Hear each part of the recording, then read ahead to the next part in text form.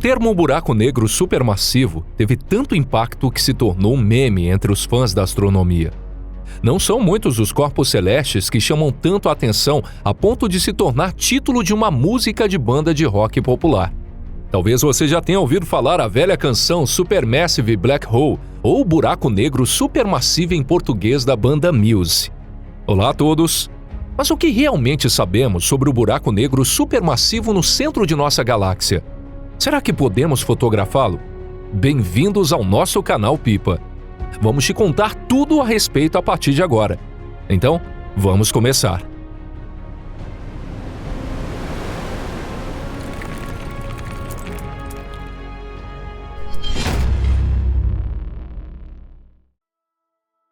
As dificuldades de observação. Nossa galáxia, a Via Láctea, é extremamente grande. No nosso conjunto de galáxias, somente a galáxia Andrômeda é maior que a Via Láctea. No passado, a Terra era considerada como estando na ponta de nossa galáxia, mas os cálculos atuais sugerem que ela está aparentemente mais próxima do centro. Estamos localizados dentro do disco galáctico. Isso torna muito difícil determinar a estrutura de nossa galáxia. Por exemplo, imagine uma princesa de conto de fadas. Ela está presa em uma torre guardada por um dragão, esperando que um valente cavaleiro venha em seu socorro. A princesa nunca deixou a torre e só viu o mundo ao seu redor através da janela. Ela pode tentar imaginar o que há além dali, tendo como base o que já viu até aquele momento. Mas como ela pode ter uma ideia da aparência da torre em que vive, como seu estilo arquitetônico, altura e cor do telhado, sendo que não consegue ver nada pela janela? Nós, no planeta Terra, estamos em uma situação pior do que essa princesa. Pelo menos ela pode andar por aí e explorar a torre. Por outro lado, somos incrivelmente pequenos em comparação a uma galáxia e não podemos sequer chegar ao sistema estelar mais próximo. Nós, planeta Terra, não somos nem mesmo princesas em uma torre. Somos formiguinhas que se agarram na parede da torre e dificilmente conseguem se mover. Isso significa que estamos tentando examinar a torre do ponto de vista das formigas. Nossa posição na galáxia não é o único problema ao examinar a galáxia por dentro. Os cientistas enfrentam desafios adicionais. Por exemplo, não podemos ver o centro de nossa galáxia. Isso porque, além do enorme número de estrelas entre a Terra e o centro da galáxia, há nuvens de gás e poeira que nos impedem de ver. Essas nuvens tornam quase impossível observar diretamente o centro da galáxia. Felizmente, os cientistas não têm medo dessas dificuldades. Além das observações com luz visível comum, também é possível observar a galáxia de outras maneiras, como as ondas de rádio. A primeira imagem que iremos apresentar foi captada exatamente dessa forma, com ondas de rádio. Na verdade, durante os últimos 100 anos, quase todas as pesquisas de centros galácticos foram realizadas por meio de ondas de rádio e infravermelho. O que se sabe sobre os buracos negros supermassivos? Os primeiros dados indicando a possível existência de um buraco negro supermassivo no centro de nossa galáxia foram obtidos pelo cientista tcheco-americano Karl Jansky na década de 1930.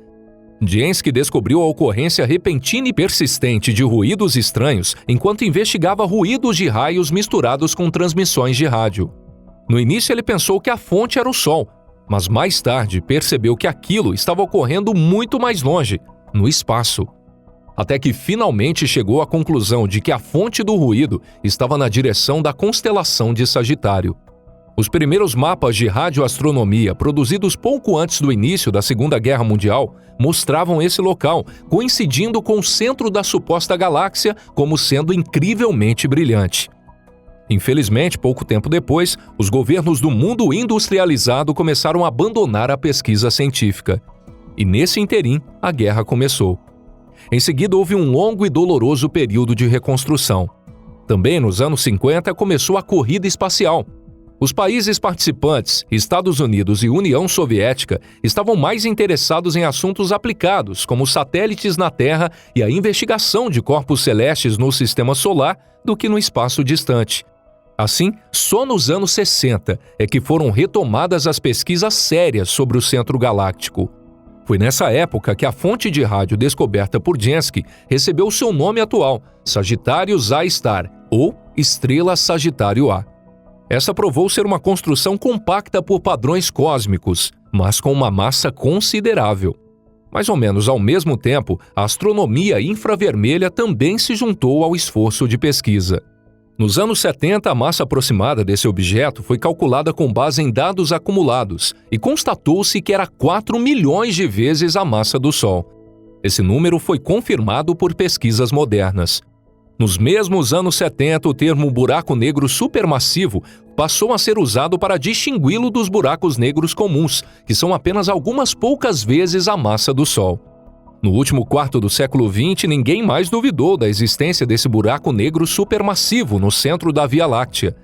Temos falado muito sobre fontes de onda de rádio, mas há uma coisa que não devemos esquecer: que a estrela Sagitário A e os buracos negros supermassivos não são exatamente a mesma coisa. Não só os buracos negros supermassivos, como também outros buracos negros não são capazes de emitir nada. Isso porque nem a luz, nem as ondas de rádio podem superar a força gravitacional. Mas, ao invés disso, como qualquer outro corpo celeste, esse buraco negro derrama constantemente coisas para fora do espaço. Em sua maior parte, gás e poeira. Há ainda mais materiais girando furiosamente em torno do buraco negro, formando o chamado disco de acreção. E esse é um material que brilha e tem uma temperatura muito alta. Além das partículas que debatem uma nas outras, também é causado pela influência do campo magnético superpoderoso do buraco negro. Nas observações iniciais, o diâmetro da estrela Sagitário A foi estimado em alguns parsecs, unidades de comprimento, mas agora acredita-se que seja muito menor do que isso. O raio da fonte em si agora é dito ser em torno de 45 unidades astronômicas. A propósito, a distância máxima do Sol até Netuno é pouco mais de 30 unidades astronômicas. O próprio buraco negro supermassivo é dito ser várias vezes menor do que isso.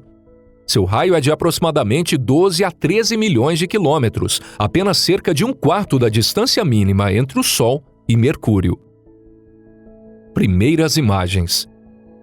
As primeiras imagens do centro da galáxia, incluindo onde a estrela Sagitário A deveria estar localizada, foram tiradas no século XX.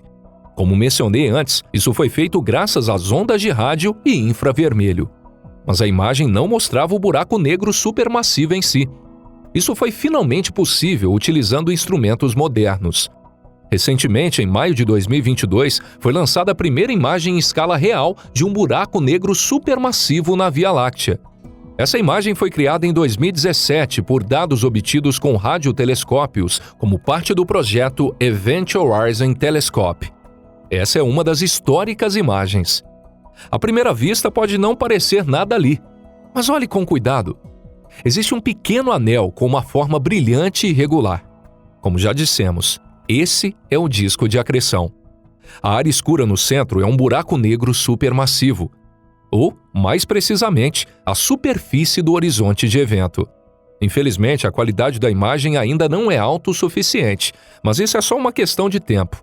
A propósito, aqui está uma imagem de um buraco negro supermassivo no centro da galáxia M87, criada no mesmo projeto.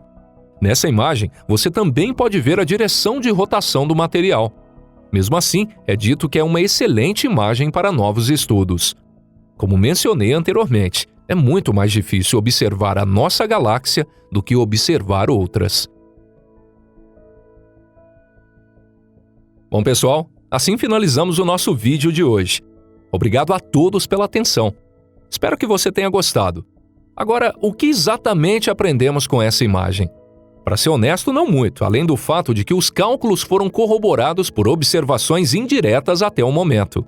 A aparência do buraco negro supermassivo e seu disco de acreção estava em grande parte de acordo com as expectativas dos cientistas. No entanto, há ainda muitas questões em aberto. Futuras pesquisas certamente encontrarão essas respostas. E, por favor, inscreva-se no nosso canal. E não esqueça de compartilhar esse vídeo com seus amigos nas redes sociais. E muito obrigado por nos ajudar a desenvolver esse canal. Então, é hora de nos despedirmos por um breve momento. Nos vemos muito em breve aqui no nosso canal. Um forte abraço e até lá. Tchau, tchau.